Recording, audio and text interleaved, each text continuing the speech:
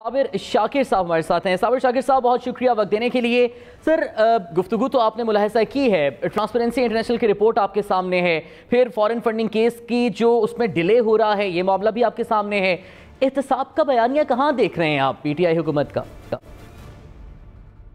देखिए, जहाँ तक फॉरेन फंडिंग का मामला है तो इसमें कानून बिल्कुल वाज़ेह है और अगर उस कानून पे दरामद हो जाता है और बगैर किसी किस्म के नज़रिया ज़रूरत के और स्ट्रेट फारवर्ड अगर उस पर अमल दरामद होता है तो ये कानून इतना क्लियर है कि इसमें कोई दूसरी सज़ा है ही नहीं।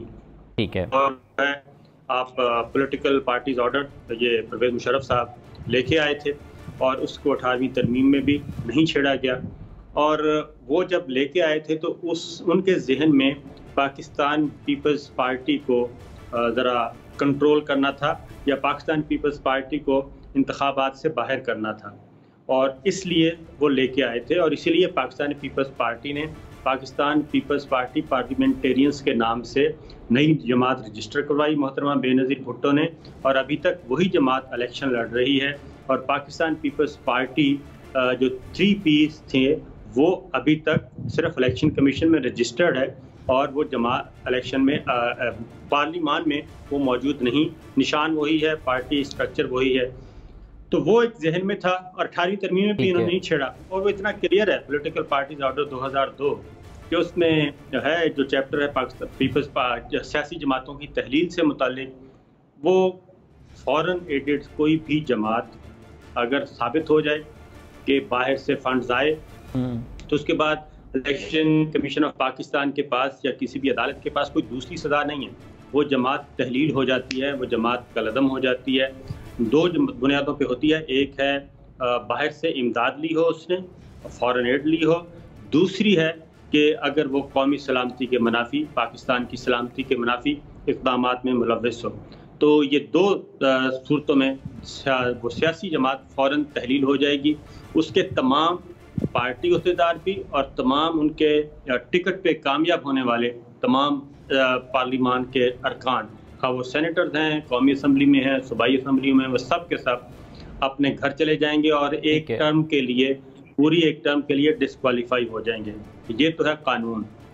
अब इस कानून के बारे में सबको पता है, लेकिन मसला ये है कि उसके बाद फिर अब इसीलिए पीटीआई जो है वो मुस्लिम लीग नवाज के खिलाफ भी, पीपल्स पार्टी के खिलाफ भी और अब जेयूआई के खिलाफ भी उन्होंने ये डिमांड रख दी है कि, और ये मज़े की बात यह है कि सारी सियासी जमातें ये काम करती हैं और ये फंड्स आते हैं, इस्तेमाल होते हैं।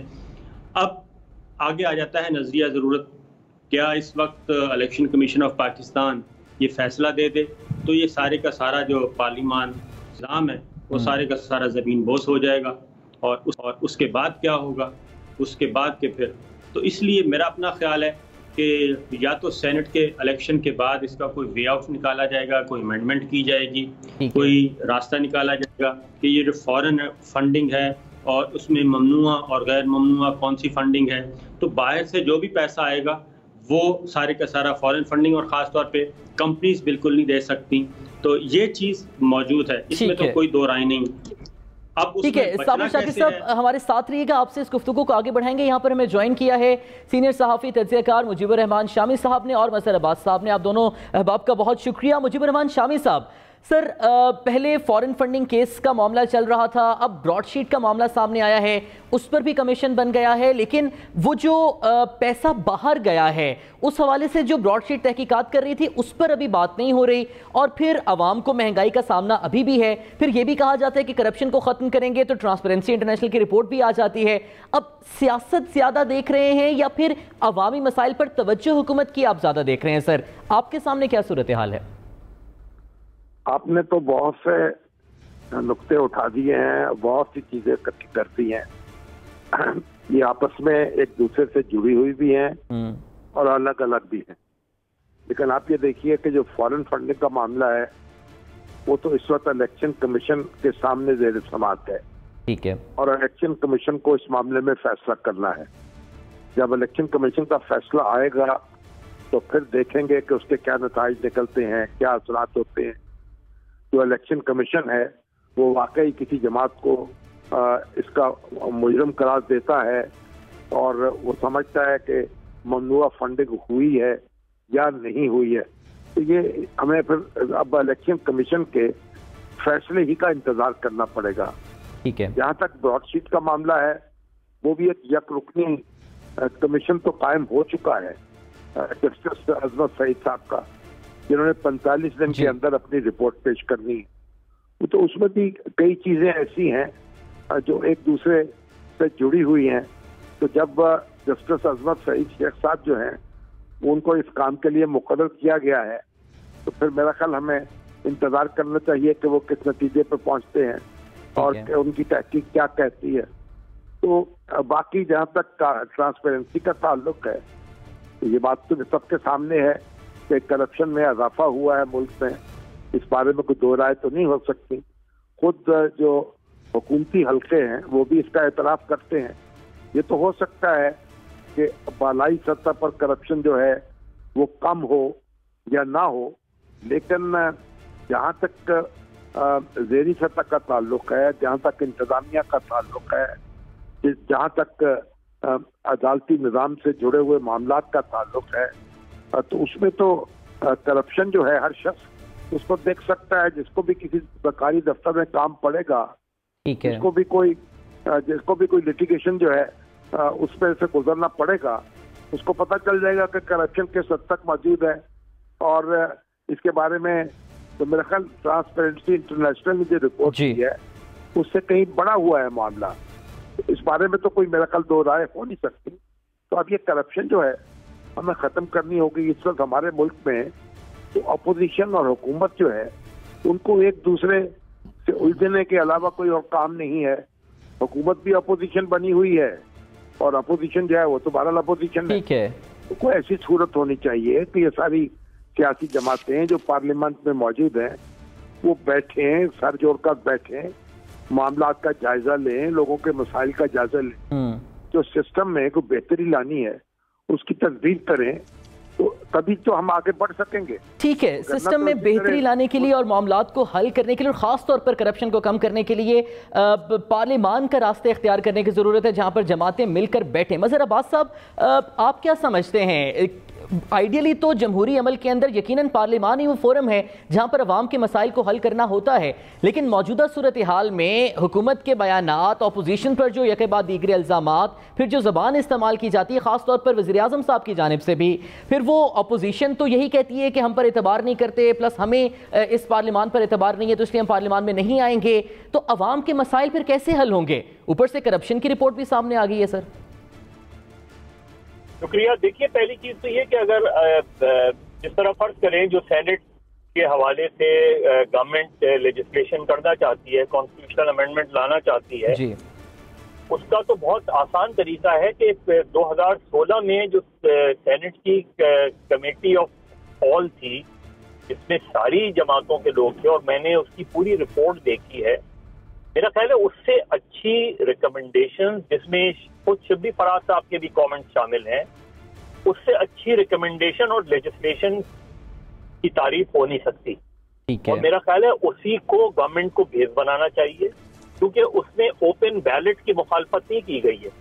उसमें जिस चीज को अभी एक वो कर रहे हैं वो ट्रांसफरेबल और ओपन बैलेट को क्लैरिटी नहीं है। तो मेरा ख्याल सेनेट की जो कमेटी ऑफ ऑल है उसकी जो तजावीज हैं उसको गवर्नमेंट को टेकअप करना चाहिए। उसकी वजह यह है कि उसमें सारी पार्टियां मौजूद थी और यूनानिमस थी। वो उसमें पीटीआई भी शामिल थी, उसमें पीपल्स पार्टी भी शामिल थी, उसमें नून लीग भी शामिल थी। और स्पेसिफिकली जो मैंने उसमें चीजें पढ़ी हैं उसके अंदर क्वेश्चन ही यही है कि जी चूंकि बहुत बेइंतहा हॉर्स ट्रेडिंग होती है, करप्शन है, इसलिए उसको रोकने का तरीकाकार जो है वो वजह करना चाहिए। अब ये जो इन हेस्ट लेकर आए हैं कॉन्स्टिट्यूशनल अमेंडमेंट, इसमें तो ऐसा लग रहा है कि जैसे वो सिर्फ अमेंडमेंट इसलिए लाए हैं कि वो अपोजिशन साथ नहीं देगी तो वो उसका सियासी फायदा उठाएंगे। उसके बजाय मेरा ख्याल है कि बाबर रहमान साहब को भी, खुद वजीर आजम इमरान खान साहब को भी उस कमेटी की जो तमाम जमातों की कमेटी थी उसकी रिकमेंडेशंस को, तजावीज़ को इस कॉन्स्टिट्यूशनल अमेंडमेंट का हिस्सा बना सकते हैं। दूसरी बात, जहाँ तक जबान का ताल्लुक है तो माशाल्लाह हमारे यहाँ सियासी जमातों के कायदीन ही नहीं, माजरत के साथ हमारे मीडिया में भी बहुत से जो लोग बैठे हैं, वो जो जबान इस्तेमाल कर रहे हैं वो किसी भी तरीके से ना शाइस्ता जबान है और ना वो जर्नलिस्टिक लैंग्वेज है। वो लैंग्वेज यूज कर रहे हैं जो पॉलिटिकल पार्टीज अनफॉर्चुनेटली एक दूसरे पे रखती है। ये बहुत जरूरी है कि कम से कम मीडिया इस मामले में बहुत एहतियात बरते। और वैसे तो सियासी कायदीन की भी जिम्मेदारी है कि जब मैं इतना पर्सनल अटैक शुरू कर दूंगा तो फिर बातचीत की गुंजाइश ही खत्म हो जाती है, क्योंकि उसके बाद लोग पर्सनल अटैक्स पे आ जाते हैं और आप कभी भी कोई सीरियस संजीदा कानून साजी या संजीदा गुफ्तगू कर ही नहीं सकते। अवाम के मसाइल के हल तो बहुत ठीक है, यानी इन तमाम पर्सनल अटैक्स में जो असल इश्यूज हैं वो छुप जाते हैं और संजीदा कानून साजी भी नहीं हो सकती, वो अमल रुक जाता है। सलीम बुखारी साहब, सर, मौजूदा हुकूमत अपने क्रेडिट पर एक चीज़ लेती है कि कम अज़ कम हमारे दौर में होने वाली जो तहकीकात हैं हम आवाम के सामने रख देते हैं, अपनी गलतियां तस्लीम कर लेते हैं। हम ये भी एतराफ़ कर लेते हैं कि अभी हमारी प्रॉपर ट्रेनिंग नहीं थी। हम ये भी एतराफ़ कर लेते हैं कि जो इस्लाहात लानी चाहिए थी वो नहीं ला सके थे। सर, ये एतराफ़ात क्या आवाम को सस्ती रोटी दिला सकते हैं? देखिए, अगर तो ये जो एक्सेप्टेंस कह लीजिए या जो तस्लीम कर लिया उन्होंने कि जनाब हमें तो पता नहीं था, ये अगर वो इब्तिदा में कहते जब इक़्तिदार उनको मिला था तो मैं भी मान लेता और इसमें कोई अचंभे की बात नहीं थी। लेकिन 2.5 साल के बाद जब आप ये बात हमें कहेंगे तो मायूसी भी होगी, तकलीफ भी होगी। इसलिए कि मुझे अच्छी तरह से याद है खान साहब का वो एक प्रेस कॉन्फ्रेंस थी जिसमें उन्होंने कहा कि हमारे पास तो 200 माहिरीन की एक ऐसी टीम मौजूद है कि पाकिस्तान के हर मसले को हल करेगी। और उसी मीटिंग में उन्होंने असद उमर की तरफ इशारा करके कहा था कि ये चुटकियां बजा के हफ्तों में इकॉनमी को ट्रैक पे डाल देंगे।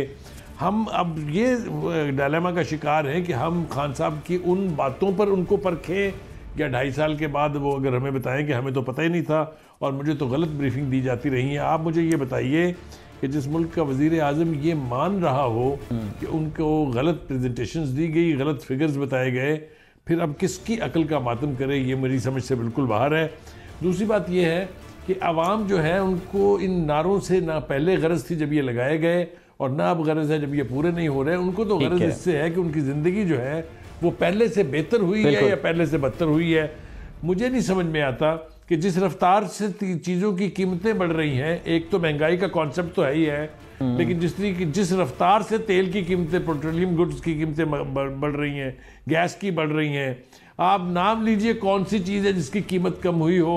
अब ये दावा भी कर दिया गया कि जनाब इन्फ्लेशन जो है वो बहुत कम है। अरे बाबा, इसको तो गेज करना है आपने एक आम आदमी की ज़िंदगी पहले के मुकाबले में कितनी आसान हुई और कितनी। जी, सवाल यही है बुनियादी कि एक आम आदमी की जिंदगी पहले से कितनी ज्यादा आसान हुई है। साबिर शाकिर साहब, क्या एक आम आदमी अब ये आर्गुमेंट बाय करेगा कि आपको रोटी महंगी इसलिए मिल रही है क्योंकि पिछली हुकूमतें जिम्मेदार हैं? कब तक बाय करेगा ये आर्गुमेंट? देखिए, अगर आप सिर्फ इन 2.5 माह को देखेंगे तो यकीनन आप उसके माइनस प्लस लाएंगे। अगर इसको आप कंपेयर करेंगे पिछली हुकूमतों से, तो मैं तो जब से आप पैदा हुए हैं, मैं पैदा हुआ या सलीम बुखारी साहब पैदा हुए हैं, तो जो रेट आज से 5 साल पहले था किसी चीज़ का, वो आज नहीं है। जो मैं आपको एक मिसाल देता हूँ, 2008 के इंतखाबात में पाकिस्तान पीपल्स पार्टी जीत गई इलेक्शन जी, और उसके बाद मुस्लिम लीग नवाज़ और पीपल्स पार्टी ने मिल के मखलूत हुकूमत बनाई थी और परवेज़ मुशर्रफ साहब के सामने ये सब गए थे। दोनों जमातें गई थी, मुस्लिम लीग नवाज़ के भी और पीपल्स पार्टी के भी, और उन्होंने हल्फ लिया था काबीना से। और पीपल्स पार्टी और मुस्लिम लीग नवाज़ में बाकायदा एक मुआहदा हुआ था। लेकिन इसहाक डार साहब वज़ीर ख़जाना थे, तो इसहाक डार साहब चंद हफ्तों के बाद ही उन्होंने ये बता दिया था कि ये मुल्क चलने वाला नहीं है और ये डूबने वाला है। और जितने भी आदाद शुमार पिछली हुकूमत ने पेश किए, शौकत अजीज़ की हुकूमत ने, वो सारे फर्ज थे और इसलिए मुस्लिम लीग नवाज़ हुकूमत छोड़ के बाहर आ गई थी।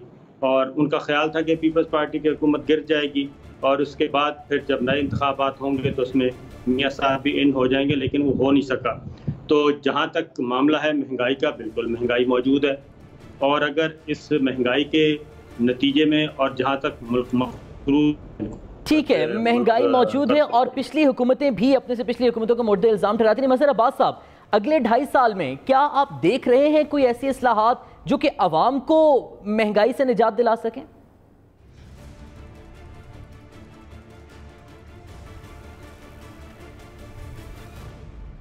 मजहर अब्बास साहब को आवाज़ नहीं जा रही। सलीम बुखारी साहब, आपसे क्विकली आखिर में ये जानना चाहेंगे, क्या आप अगले 2.5 साल में पुरुमीद हैं किसी ऐसे स्टेप से, किसी ऐसे इकदाम से जो महंगाई कम कर सके? देखिए, तवक्को तो रखनी चाहिए। कोई भी हुकूमत जो हो, चाहे वो इमरान खान साहब की हो, चाहे वो साबका हुकूमतें थी, उनसे तवक्को तो रखी जाती है कि ये यकीनी तौर पे अवाम के मसाइल हल करेंगे। लेकिन ये उनके जो उनका तरीक़ाकार होता है, जिस तरीके से वो अप्रोच करते हैं मसाइल को, उससे आपको समझ आती है और आप समझ पाते हैं कि ये कोई रिलीफ मिलेगा अवाम को या नहीं मिलेगा।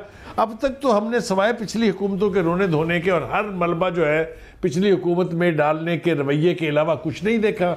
आप मुझे ये बता दीजिएगा कि कोई एक ऐसा इकदाम जिससे फौरी रिलीफ किसी भी आम आदमी को मिलने वाला हो। बजट आपने बनाया, उसमें आपने तनख्वाहों में 1 पैसे का इजाफा नहीं किया, जबकि महंगाई जो है वो मैनी फोल्ड जो है वो बढ़ गई है।